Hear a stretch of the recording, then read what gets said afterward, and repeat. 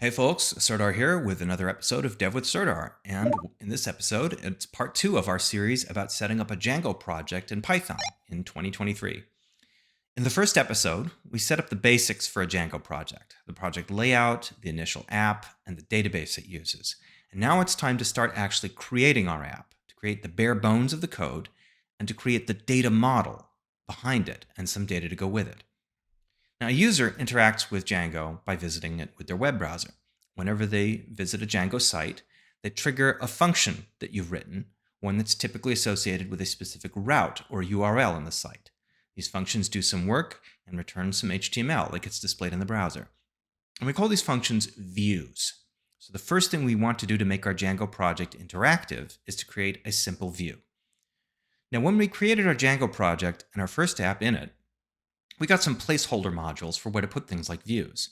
So as you can see in the directory for the app that we're making, named postboard, there's a views.py file. And if we open that up, you'll see there's not much in it yet. So what I'm going to do is insert some code that I've prepared ahead of time, which will contain our first view. And this first view that we're going to create is named index. And since that corresponds to the root or the index page of the app that we're making.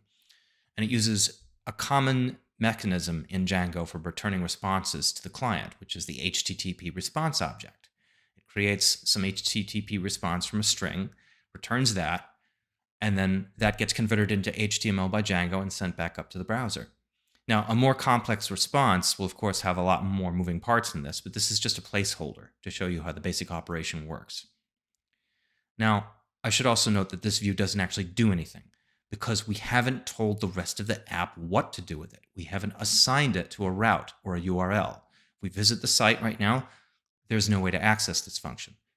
So that's the next step. We want to assign this function to a route. And to do that, we create a new module named urls.py in our postboard app, and we add this line, URL patterns. This is a list of associations between a given URL path and the module and function to use with it. The empty string is what describes the path, and that means the root of the application. Views.index is the function that we just created, and this name attribute is a friendly name that we can use for this path, and that comes in handy later on down the line. The next thing that we have to do, and fortunately we only have to do this once per application, is add our applications list of URLs to the list of URLs available at the site level. And this we do in another URL patterns variable, this time at the site level urls.py module. So this should look a little bit familiar. Now what we've done here with this function include is we told Django that all the URLs that we're going to use in the postboard app are going to be placed underneath this top level URL board. And that way we can define all the URLs that go under board in the postboard app where they belong, rather than define them here and clutter everything up. So let's fire up our test server and try it out. And we don't yet have anything mapped to the absolute root of the whole site. So when we open the site's root, we'll get this error page. And that's fine for now. But when we navigate to board, this is the root of our new app. And since we've mapped that to our function, we get our sample route. So the next step, and we have to step sideways a little bit here, is we're going to create the data structures that are going to be used by our application. In Django's terms, this is called the model for the data. Models describe how the data is stored for the app in Django's database.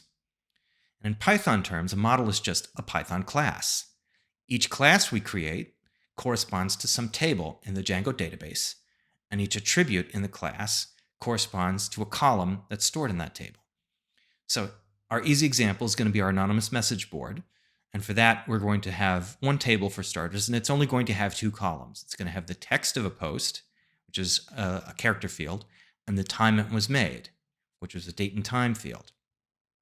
So the models module in Django gives us access to data types that we can use to build our models. And like I said, we have here a character field and a date time field.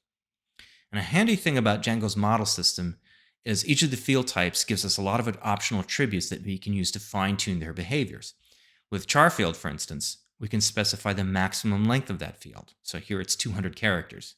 And with a date time field, we can use this attribute auto now add to automatically set the field to the current date and time whenever a new row is created.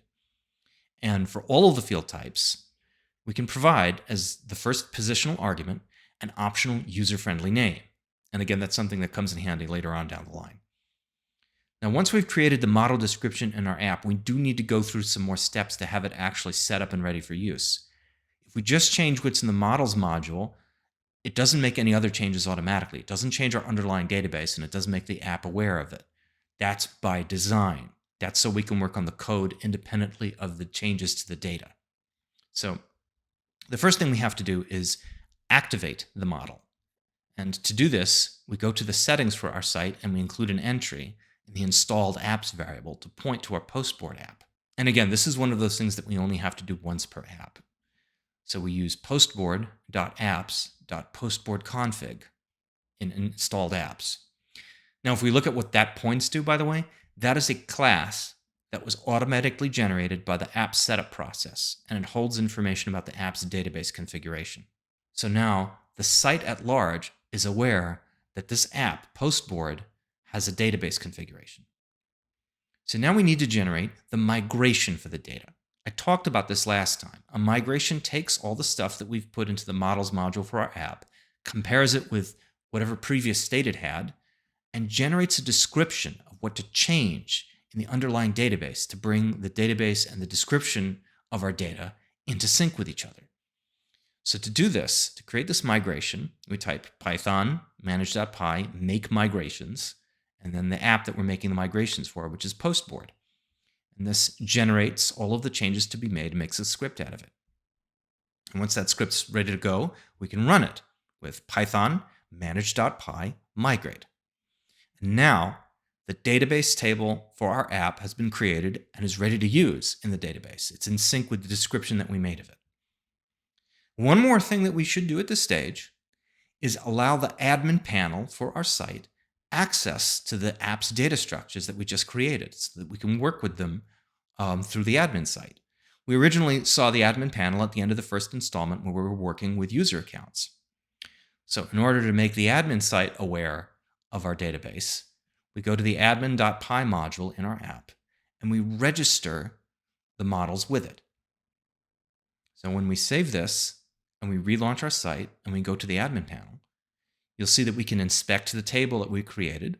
We can add some placeholder data to it.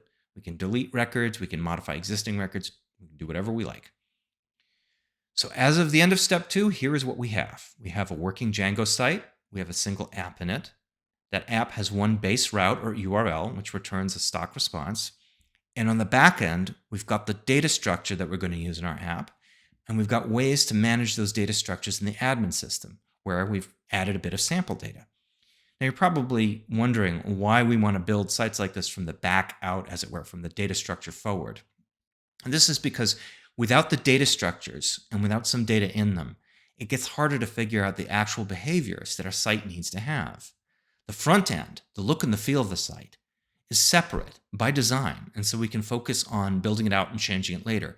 It's always easier to make cosmetic changes, the front end, than the structural or schematic changes, the back end, especially the data model. So next, we're going to take these two domains, the back end and the front end, and we're going to connect them together, and we're going to show how they interoperate. And that's it for now. If you liked it, leave a comment below, and don't forget to follow Dev with Serdar and InfoWorld on Facebook, YouTube, and Infoworld.com.